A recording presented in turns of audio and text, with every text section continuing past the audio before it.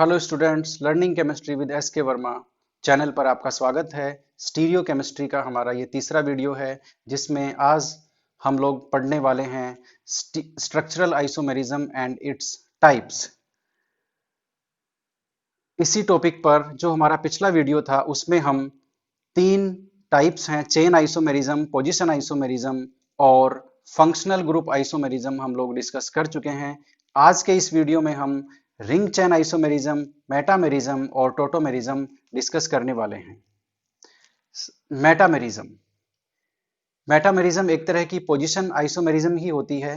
Metamerism ऐसे compounds दिखाते हैं जिनमें स्पेशली ऐसे फंक्शनल ग्रुप हो जिनमें एक पॉलीवैलेंट या बाईवैलेंट एटम के दोनों तरफ एल्काइल ग्रुप्स अटैच हों।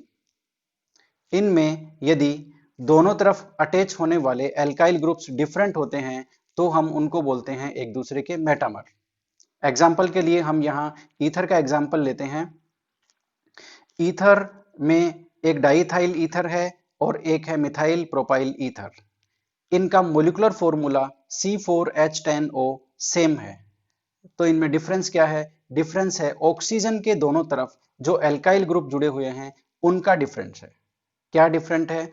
इसमें दोनों तरफ दो इथाइल ग्रुप जुड़े हुए हैं और जो हमारा मिथाइल प्रोपाइल ईथर है उसमें एक तरफ मिथाइल और एक तरफ प्रोपाइल ग्रुप जुड़ा हुआ है। तो इस तरह से ये हुए एक दूसरे के मेटामर और इस फिनोमेना को बोलते हैं हम लोग मेटामेरिज्म। तो मेटामेरिज्म कौन कौन से फंक्शनल ग्रुप शो करते हैं? जनरली ये हमें देखने को मिलती है ईथर्स में, थायो ईथर्स में, आरएसआर में और सेकेंडरी और टर्सरी एमीन्स में और कीटोन्स में, क्योंकि इन सब में फंक्शनल ग्रुप के दोनों तरफ एल्काइल ग्रुप्स अटैच होते हैं। चलिए अगला एग्जाम्पल है इसका कीटोन्स, जिसमें हम लोग एग्जाम्पल ले रहे हैं डाई इथाइल कीटोन का और एक है मिथाइल प्रोपाइल कीटोन। तो इन दोनों में वही डिफरेंस है जो अभी हमने ईथर में देखा है। एक में दोनों तरफ इथाइल ग्रुप है और एक में एक तरफ मिथाइल और प्रोपाइल ग्रुप है। तो ये हुए एक दूसरे के मेटामर। अगला एग्जाम्पल है सेकेंडरी और टर्सरी एमीन्स का। इसमें ये टर्सरी एमीन है C5H13O।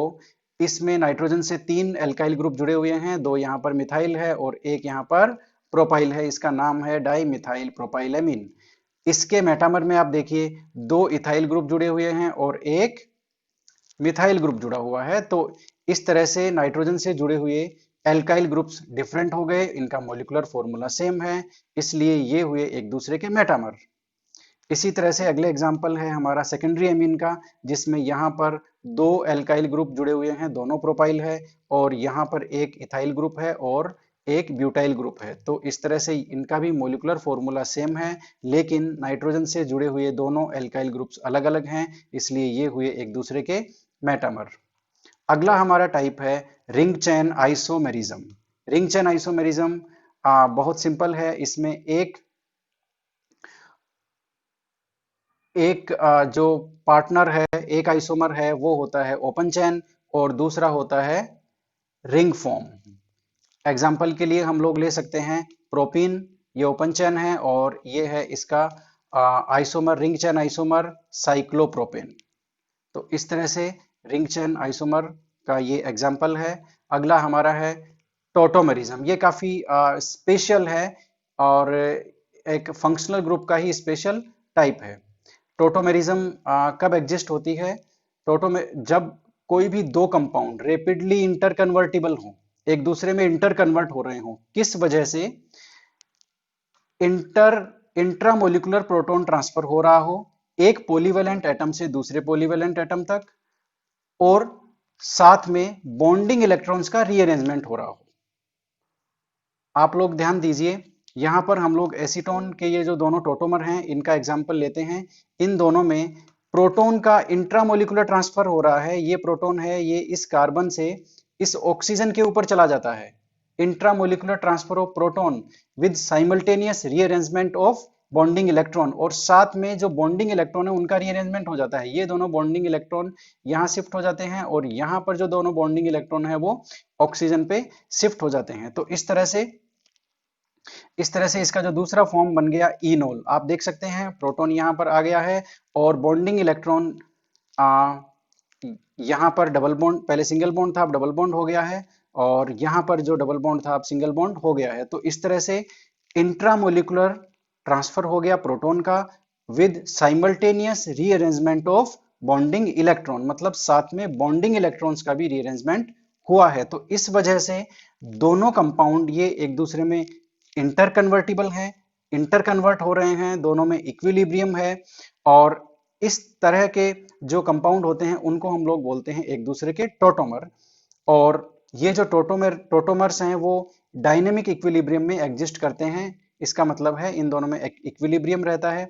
और इसका एग्जाम्पल हम लोग लेते हैं keto enol tautomerism. Keto enol tautomerism में हमने ये जो एग्जाम्पल डिस्कस किया है उसमें इस फॉर्म में, इस टोटोमर में कीटोनिक फंक्शनल ग्रुप है, इसलिए इसको बोलते हैं कीटो फॉर्म।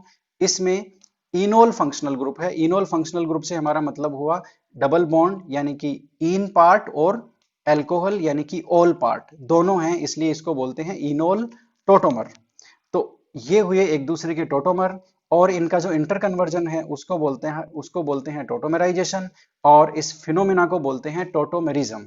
वापस ध्यान से सुन लीजिए, टोटोमेरिज्म क्या होती है? जब दो कंपाउंड एक दूसरे में रैपिडली इंटर कन्वर्ट हो रहे हो, एक दूसरे में इंटरचेंज हो रहे हो, किसकी वजह से?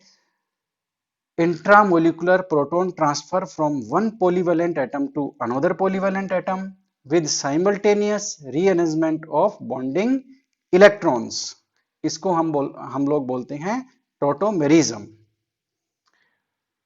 कीटोइनोल का जो हमने अभी एग्जाम्पल देखा है उनमें जो दोनों टोटोमर्स हैं वो रेजोनेंस स्ट्रक्चर्स नहीं है, वो एक दूसरे के टोटोमर हैं। और यहाँ पर जो अभी हमने देखा है उनमें कीटो फॉर्म ज्यादा स्टेबल थी। जनरली कीटोइनोल टोटोमेरिज्म में कीटो फॉर्म ही ज्यादा स्टेबल होती है। एग्जाम्पल हमने एसीटोन का भी देखा है, उसमें हम देख सकते हैं कीटो जो फॉर्म है वो 99.9% एग्जिस्ट करती है, और इनोल फॉर्म है उसकी स्टेबिलिटी 0.1% से भी कम है। इसी तरह से साइक्लोहेक्सेनोन लेते हैं, इसकी भी जो कीटो फॉर्म है उसकी स्टेबिलिटी है 98.8, और इनोल फॉर्म की जो स्टेबिलिटी है वो है 1.2%। तो keto form generally enol form से ज्यादा स्टेबल होती है। इसका रीजन है कि कीटो फॉर्म में जो सी डबल बॉन्ड ओ होता है उसकी bond strength, bond energy carbon carbon double bond से काफी ज्यादा होती है, इसलिए keto form generally enol form से ज्यादा स्टेबल होता है। अगला हम लोग इसमें एग्जाम्पल लेते हैं जिनमें इनोल फॉर्म ज्यादा स्टेबल होती है। जरूरी नहीं है कि हमेशा कीटो फॉर्म ही स्टेबल हो, कुछ केसेस में इनोल फॉर्म ज्यादा स्टेबल होती है। सबसे पहला एग्जाम्पल लेते हैं फिनोल का। यहाँ पर ये जो कीटो फॉर्म है ये लेस देन 0.1%, और इसकी स्टेबिलिटी है ग्रेटर देन 99.9%। तो यहाँ पर इनोल फॉर्म ज्यादा स्टेबल है। और दूसरा इसका जो रीजन है इनोल फॉर्म क्यों स्टेबल हुई, उसका रीजन है कि इनोल फॉर्म में एरोमेटिक रिंग होती है, तो एरोमेटिसिटी की वजह से इसकी स्टेबिलिटी काफी बढ़ गई है। दूसरा एग्जांपल लेते हैं हम लोग एक बीटा डाइकार्बोनिल कंपाउंड का, पेंटेन 2,4 डाइऑन। यह एक्सेप्शनल केस है, इसमें भी इनोल फॉर्म 76% स्टेबल है in comparison to the keto form जो कि केवल 24% स्टेबल है। ऐसा इसलिए हुआ कि जो पेंटेन 2,4 डाइऑन है इसमें इसकी जो इनोल फॉर्म है उसमें हाइड्रोजन और इस ऑक्सीजन के बीच में हाइड्रोजन बॉन्डिंग हो जाती है। इस हाइड्रोजन बॉन्डिंग की वजह से क्या हुआ, यहाँ पे एक 6 मेंबर्ड रिंग बन गई, 6 मेंबर्ड साइकिल बन गई। इस साइकिल में जो दोनों डबल बॉन्ड है, कंजुगेटेड डबल बॉन्ड, ये रेजोनेंस स्टेबिलाईज्ड है। मतलब ये जो साइकिल बन गई है, रिंग बन गई है हाइड्रोजन बॉन्डिंग की वजह से, इसमें रेजोनेंस स्टेबिलाईजेशन है। तो इनोल फॉर्म का हाइड्रोजन बॉन्डिंग की वजह से रेजोनेंस स्टेबिलाईजेशन हुआ, उसकी वजह से इनोल फॉर्म एक्सेप्शनली स्टेबल हो गई, और वो हो गई stable by 76% in comparison to the 24% of the keto form of pentane 2,4 dione. तो ये थे हमारे कॉन्स्टिट्यूशनल आइसोमर्स के टाइप्स। आप देखते रहिए learning chemistry with SK. Verma और चैनल को सब्सक्राइब कीजिए, वीडियोज पे कमेंट कीजिए, लाइक कीजिए, शेयर कीजिए दूसरे साथियों तक और मिलते हैं अगले वीडियो में। Thank you once again.